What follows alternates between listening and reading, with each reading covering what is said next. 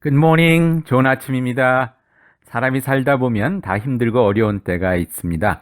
아울러 모든 것이 잘 되고 있다고 하더라도 삶의 한 부분 모자라고 힘들고 때론 부끄럽고 어려운 에어리아가 또한 늘 남아있기도 하죠. 그곳이 삶의 빈들, 즉 광야가 아닌가 합니다. 빈들, 광야는 피하고 싶은 곳입니다. 오늘 본문에 보니 디베료 황제니 유대 총독 빌라도니 당시 권력계나 잡고 있던 사람들의 이름이 나열되어 있는데요. 우리의 마음도 그와 같이 세상적으로 성공한 사람들이 있는 화려한 도시, 궁궐 같은 집을 선호합니다. 그런데 오늘 말씀해 보니 하나님의 말씀이 그러한 곳에 임한 것이 아니라 빈들, 즉 비도 오지 않고 풀도 제대로 자라지 않는 그 광야에 임했다고 나옵니다.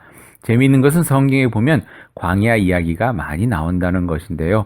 출애굽간 이스라엘 백성을 하나님께서 돌보시고 만나주신 것도 광야이며 다윗이 사울을 피해 다녔던 것도 광야였고 사역에 지쳐있던 엘리야가 다시 하나님을 만나 힘을 얻은 것도 광야길 40일을 지나간 시내산에서였듯이 광야는 힘들고 어려운 가운데서도 하나님의 은혜를 놀랍게 경험한 곳이었습니다.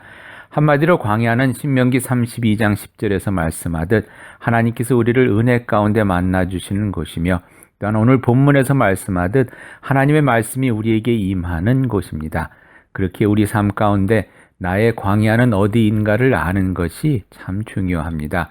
왜냐하면 그곳은 하나님께서 나를 만나주시는 곳이며 하나님께서 내게 말씀하시는 곳이기 때문입니다. 저도 곰곰이 생각해 보니 제가 심적으로 가장 힘들었던 대학 시절과 시골 교회에서 목회했던 때에 지금의 저를 만든 가장 중요한 경험과 배움 그리고 깨달음이 있었던 것을 보게 됩니다. 이 아침 그때의 깨달음들을 다시 한번 되새기며 삶의 옷깃을 새롭게 여며보게 되는데요. 이제 이 한 해도 얼마 남지 않았지요? 새롭게 나의 갈 길을 바라봐야 하는 이때 여러분의 삶의 광야를 다시 한번 찾아가 보지 않으시겠습니까? 오늘 본문에 보니 번성한 도시나 화려한 궁궐이 아닌 바로 그 광야, 빈들에 하나님의 말씀이 임하셨다고 하네요. 그 광야에서 삶의 깊이를 더하는 샘물 같은 하나님의 말씀을 다시 한번 찾으실 수 있기를 바랍니다. 기도하시겠습니다. 삶의 어려움 가운데 실망하지 않고 그 목마른 순간에도 함께 하시는 하나님의 은혜의 깊이를 볼 수 있기를 기도합니다.